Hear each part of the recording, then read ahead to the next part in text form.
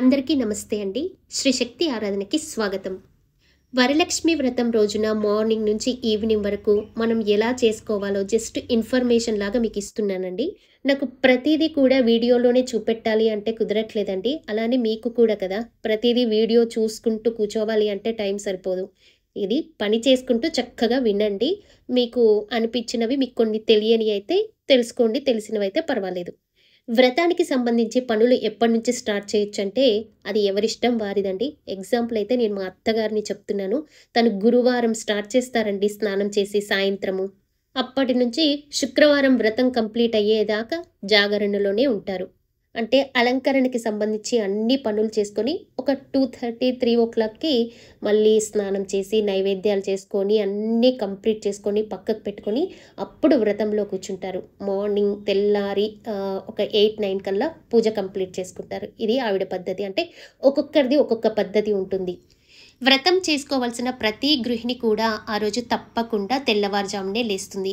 అయితే లేచిన వెంటనే ఇల్లంతా క్లీన్ చేసుకొని అన్ని పనులు అయిపోయిన తర్వాత స్నానం చేసేటప్పుడు బకెట్లో 2 చుక్కల పచ్చి పాలు, ఇలాచీ పౌడరు, కొంచెం పసుపు ఇవన్నీ వేసుకొని స్నానం చేయడం వల్ల శుక్రుడు అనుకూలిస్తాడు. స్నానం చేసి బయటికి రాగానే ఇల్లంతా చక్కగా ధూపాన్ని చూపించండి. ధూపం చూపించిన తర్వాత మీ తడి తల ఉంటుంది కదా, చివరి కొనలను ఆ ధూపాన్ని పట్టించేటట్టు చూడండి. ఇలా చేస్తే మనకున్న నెగిటివ్ ఎనర్జీ అక్కడికక్కడే పోతుంది. లక్ష్మీదేవి పూజ దగ్గర ఎలాంటి ఆటంకాలు లేకుండా చక్కగా ప్రశాంతంగా పూజ చేసుకుంటాము. కొంతమంది టైం లేకపోతే చీకట్లో ఎందుకు అని గురువారం సాయంత్రమే గేటు దగ్గర చక్కగా ముగ్గులు వేసుకొని ఉంటారు. కానీ తులసి కోట దగ్గర స్నానం చేసిన తర్వాతనే రంగవల్లులు దిద్దుకోవాలి. అది కూడా ఒక పద్మము, శంకు, చక్రము, లక్ష్మీ పాదము, మళ్ళీ ఇంకా గోపాదము ఇవి మాత్రం తప్పకుండా వేయాలి. ఇంకా దీప ధూప నైవేద్యాలు చూపించి నమస్కారం చేసుకొని ఇప్పుడు మీరు పూజా పనులు స్టార్ట్ చేయాలి. మీరు దేవుడి రూమ్ క్లీన్ చేసుకొని ప్రతిరోజులాగానే నిత్య దీపారాధన చేయాలి. ఇక్కడ ఒక చిన్న ప్లేట్ తీసుకొని దాంట్లో 3 తమలపాకులు, 2 వక్కలు, ఒక 3 కానీ 5 కానీ పండ్లు, ఇంకా దక్షిణతో కూడిన తాంబూలాన్ని మీ కులదైవం పేరు చెప్పుకొని కులదైవానికి సమర్పించాలి. ఇది అయిపోయిన తర్వాత ఇప్పుడు మీరు వరలక్ష్మి వ్రతానికి పీఠాన్ని సిద్ధపరచుకుంటారో లేకపోతే అక్కడే చేసుకుంటారో వాటికి సంబంధించిన పనులంతా ఇప్పుడు స్టార్ట్ చేయాలి. ఫస్ట్ పసుపు గణపతిని, తోరణాలని 9 తోరణాలని చేసి పక్కకు పెట్టుకోండి. 9 తోరణాలు ఎందుకంటే మీ ఫ్యామిలీలో ఎంతమంది ఉంటే అంతమంది కట్టుకొని మిగతాది వచ్చిన ముత్తైదువులకి మీరే కట్టాలి. పీఠాన్ని ఏర్పరచుకునే వాళ్ళు ఆవు పేడతో అలికి అష్టదళ పద్మంని వేసి దాని మీద కొత్త క్లాత్ని వేయాలి. ఆ క్లాత్ మీద మీరు తమలపాకు కానీ లేదా మీకు తామర ఆకు దొరికితే తామర ఆకు కానీ లేదా అరటి ఆకు కానీ వేసి దాని మీద బియ్యం పోసి అప్పుడు మీరు కలశ స్థాపన చేయాలి. పీఠం మీద ఉన్న బియ్యము, కలశము మీరు పూజారి గారికి ఇస్తాను అనుకున్నప్పుడు ఇత్తడి లేదా రాగి కలశం పెట్టండి. లేదు మేమే ఇంట్లో చేసుకుంటాము, స్వీట్ చేసుకుంటాము ఇలా అనుకున్నప్పుడు మీరు వెండి కలశం పెట్టుకోవచ్చు. ఇంకా కలశారాధన గురించి అందరికీ తెలిసిందే కదండి. దాని గురించి కొంచెం సింపుల్గా చెప్తాను. ఫస్ట్ మీ ఇంట్లో మీ అత్తగారి ఆచారం ఎలా ఉందో అది పాటించాలి. ఇంకోటి, ఈ సంవత్సరం నుంచి మేము చేయాలి అనుకుంటున్నామండి, కొత్తగా స్టార్ట్ చేస్తున్నాము.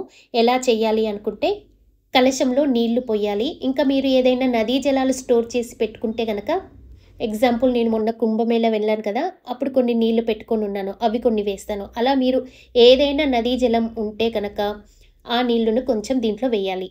అలానే పసుపు, కుంకుమ, గంధము, అక్షంతలు, 1 రూపీ కాయను, పచ్చకర్పూరము, పంచపల్లవాలు, ఇంకా చిన్న పిల్లలది ఏమన్నా గోల్డ్ రింగ్ ఉంటుంది కదండి, అది వేయండి. ఆల్రెడీ మేము వరలక్ష్మి వ్రతం ఇంతకుముందు చేసి ఉన్న వాళ్ళైతే ఆ రూపుని దీంట్లో వేయవచ్చు. కొత్తది మళ్ళీ కలశం మీద వేయాలి. మామిడాకులు నేనైతే ఎలా పెడతానంటే బంచ్ మొత్తం, అంటే ఒక కొమ్మకి ఉండే 16 ఉండాలి, అలాంటి కొమ్మని చూసి పెట్టుకుంటాను.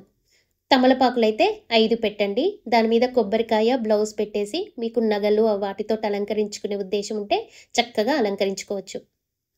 ఇంకొక డౌట్ అడిగారండి మొన్న, బియ్యం కలశం పెట్టొచ్చా అని. కొంతమందికి అది ఆచారం ఉంటుందండి. వరలక్ష్మి వ్రతం అప్పుడు ఈ నీళ్ళ కలశం కాకుండానే బియ్యం కలశం పెట్టడం అనేది ఆచారం ఉంటుంది. అది మాకు కూడా ఉంది. మా అత్తగారు బియ్యం కలశంలో బియ్యం కొన్ని వేసి దాంట్లో కొన్ని డ్రై ఫ్రూట్స్ వేసి ధాన్య కలశంగా పెడతారనమాట. అది మీకు కొత్తగా పెట్టొచ్చంటే దాంట్లో తప్పేమీ లేదండి. అమ్మవారి ముందు జస్ట్ ధాన్యం కలశం అని పెడతామంతే. దాంట్లో తప్పేమీ లేదు. మీరు కావాలి అంటే పెట్టుకోవచ్చు. మళ్ళీ దీని మీద కొబ్బరికాయ, బ్లౌజు ఇలా ఏమీ అవసరం లేదు. ధాన్య కలశాన్ని అమ్మవారి దగ్గర ఉంచుతామంతే.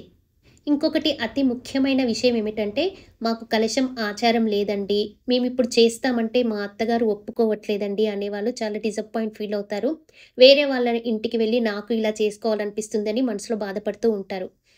అంతెందుకు నా ఫ్రెండ్స్‌లోనే ఉన్నారండి. అందుకే చెప్తున్నాను. ఓన్లీ చిత్రపటం పెట్టే పూజ చేసుకునేవాళ్ళు. ఇంకా వాళ్ళ దగ్గర విగ్రహం ఉందో లేదో కూడా నాకు తెలీదండి. లేకపోయినా ఉన్నా కూడా ఈ విధానాన్ని ఆచరించండి.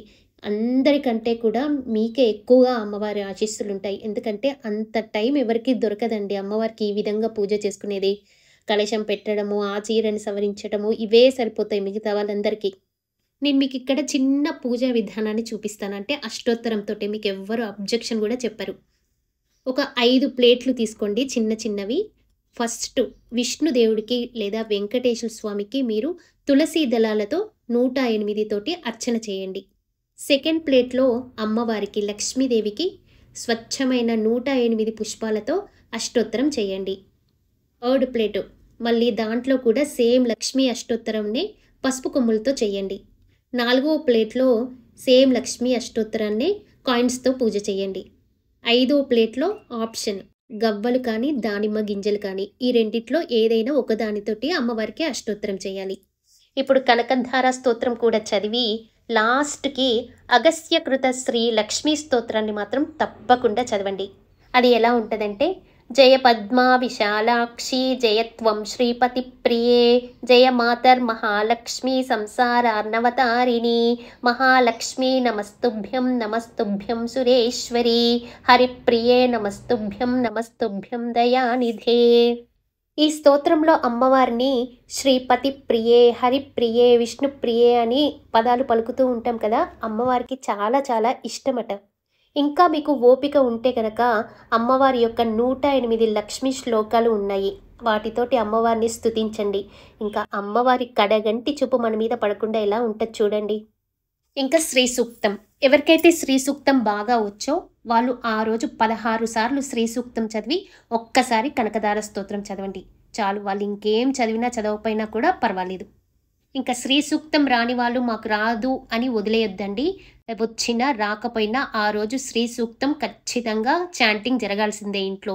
యూట్యూబ్లో పెట్టుకొని ఒక 2 టైమ్సో 10 టైమ్సో మీ ఇష్టం, ఎన్నిసార్లు అయితే అన్నిసార్లు చాంటింగ్ పెట్టండి. ఇంకా అమ్మవారి దగ్గర పెట్టవలసిన ముఖ్యమైన వస్తువులు ఇది కూడా చాలా ఇంపార్టెంట్ అండి. కానీ ఇక్కడ నేను చెప్పట్లేదు, వీడియో చాలా లాంగ్ అవుతుందండి. నేను మీకు ఇది ఒక షార్ట్ చేసి చూపిస్తాను, అక్కడ అందరూ చూడండి. ఇంకా నైవేద్యాలు అందరికీ ఒకేలాగా 9 రకాల నైవేద్యాలు చేయాలి అని చెప్తే అన్నీ మనకు వర్తించవండి. అది సింపుల్గా చెప్పాలి అంటే ఎంత స్తోత్ర పఠనం చేస్తే అంత నైవేద్యాలు పెట్టాలి. అంటే అమ్మవారిని బాగా స్తుతిస్తే అమ్మవారికి కూడా మనకెంత ఆకలి అవుతుందో అమ్మవారికి కూడా అంతే ఆకలి అవుతుంది. అప్పుడు అమ్మవారికి చాలా రకాల నైవేద్యాలు చేసి పెట్టాలంటే ఒక 5 అలా. లేదు అంటే పాయసాన్నము, ఇంకా చిన్న దద్దోజనము, పూర్ణము ఇంతవరకు చాలు. ఎందుకంటే ఎక్కువగా నైవేద్యాలకు చేసి టైం పెట్టుకొని అసలైన పూజని తక్కువ చేసుకోకండి. ఇలా మార్నింగ్ పూజ అయిపోయిన తర్వాత మళ్ళీ సాయంత్రం పూజ ఉంటుంది కదండి. ఈ మధ్య గ్యాప్లో మీరు ఒకసారి ఇల్లు తుడుచుకోవాలి, ఊడ్చుకోవాలి అనుకుంటారు కదా.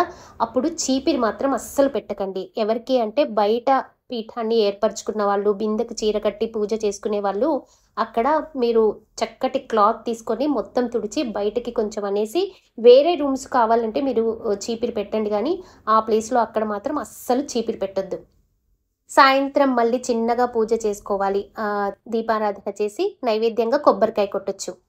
ఇంకొకటి అతి ముఖ్యమైన విషయం ఏమిటంటే, ఒకసారి మనం పీఠం పెట్టిన తర్వాత, కలశం పెట్టిన తర్వాత పక్కనే దీపం తప్పకుండా ఉండాలి. అది అఖండమైనా సరే, లేదా మీరు చూసుకున్న మధ్యలో కొండెక్కిన ఇంకో దీపంని వెలిగించటము అలా అయినా తప్పకుండా ఆ ఫ్రైడే మొత్తము ఉండాలి. సాటర్డే వరకు ఉండాలి. మళ్ళీ మీరు పీఠాన్ని తీసేంత వరకు తప్పకుండా ఒక దీపం అయితే వెలుగుతూనే ఉండాలి. నా సలహా ఏమిటంటే, ఎంతో కష్టపడి ఒక 1 మంత్ నుంచి 1 వీక్ నుంచి ప్రిపేర్ అవుతూ ఉంటారు వరలక్ష్మి వ్రతం వస్తుంది అని. ఇంకా ఆ రోజు ఎంతో కష్టపడి పూజ చేసుకుంటారు. కనీసం ఆ ఒక్కరోజైనా అఖండ దీపం ఉండేటట్టు చూసుకోండి వీలైన వాళ్ళు. ముత్తైదులను కూడా పిలిచి చక్కగా తాంబూలాలు ఇవ్వండి. చాలా దూరం నుంచి వచ్చే వాళ్ళని ఒక్కసారి దృష్టి పెట్టుకోండి. వాళ్ళు మనం పిలిచాము అని ప్రతి ఇయర్ మన కోసం అంత దూరం వస్తారు కదా! వాళ్ళకి మీరు ఒక తమలపాకు, 2 అరటి పండ్లే కాకుండా మంచిగా తాంబూలం ఇచ్చి సంతోషంగా పంపండి. అలానే తాంబూలం తీసుకోవడానికి ముత్తైదు వచ్చినప్పుడు వాళ్ళకి పాలల్లో ఏమైనా హార్లిక్స్ కానీ అలా కానీ ఏసి తాగడానికి ఇవ్వండి. ఎందుకంటే లక్ష్మీదేవికి పాలంటే చాలా ఇష్టం కాబట్టి నాకు ఇది ఒక పెద్ద ఆవిడ ఒక ఆంటీ చెప్పారనమాట. ఇలా ఇవ్వాలి సౌజన్య అంటే నేనేమో పెట్టడానికి పెడితే నువ్వు కావాలి అంటే పాలు ఇవ్వు కానీ ఇవి ఇవ్వొద్దమ్మా, ఇవి ఇస్తే మంచిది అని నాకు చెప్పారు. ఒక 10 ఇయర్స్ బ్యాక్ చెప్పారు. అప్పటి నుంచి నేను అదే కంటిన్యూ చేస్తూ వస్తున్నాను. చాలా బాగుంది. అందరూ వద్దు అనరు, అందరూ తీసుకుంటారు. మీరు కూడా అలా చేసి చూడండి. ఇంకా అందరూ తాంబూలానికి ముత్తైదులందరూ వచ్చి వెళ్ళిన తర్వాత అమ్మవారికి ఎర్ర నీళ్ళతో దిష్టి తీసేసి బయట ఎవరు తొక్కని ప్లేస్లో వెయ్యాలి. ఇంకా నెక్స్ట్ డే సాటర్డే మీరు స్నానం చేసి వచ్చిన తర్వాత పంచోపచార పూజ చేసి ఇంకా అమ్మవారికి పాలు, పండ్లు, టెంకాయ నైవేద్యం పెట్టి మీరు ఇంకా ఉద్వాసనలో ఈ చిన్న శ్లోకం చెప్పండి. గచ్చ గచ్చ సురశ్రేష్ఠి స్వస్థాన పరమేశ్వరి యత్ర బ్రహ్మాదయో దేవి తత్ర గచ్చ పరమేశ్వరి. ఈ శ్లోకం చెప్పుకొని నమస్కారం చేసుకొని మీరు అప్పుడు కలశాన్ని తీయండి. ఇవ్వండి విషయాలు ఇంకా చాలా ఉన్నాయి కానీ నేను మెయిన్ పాయింట్స్ని కవర్ చేశాను. ఎవరైతే ఈ వీడియోని కంప్లీట్గా విన్నారో వాళ్ళకు ఒక చిన్న టెస్ట్. ఈ వీడియోలో నేను కొన్ని చిన్న విషయాలే కదా అని కావాలని వదిలేశాను. ఇంకొన్ని నాకు మేబీ తెలియకుండానే చెప్పకపోయి ఉండొచ్చు. అలాంటప్పుడు మీరు నేను వదిలేసినవి ఇంకా కవర్ చేయవలసినవి ఉండేటివి మీరు కామెంట్ సెక్షన్లో ప్లీజ్ పిన్ చేయగలరు. ఎగ్జాంపుల్, నేను మామిడి తోరణాలు కట్టమని ఎక్కడా చెప్పలేదు. నేను యాక్చువల్లీ అది మర్చిపోయాను. అలా నేను మర్చిపోయినవి కొన్ని ఉంటే కనుక మిమ్మల్ని కోరుతున్నాను అనమాట. అవి కూడా అలాంటివి ఏమన్నా ఉంటే పిన్ చేయమని. సరే అండి, మీకు కనుక ఈ వీడియోలో మీకు నచ్చిన విషయాలు ఉన్నాయి, ఇన్ఫర్మేటివ్గా ఉన్నాయి అంటే అందరూ ప్లీజ్ లైక్ చేయగలరు.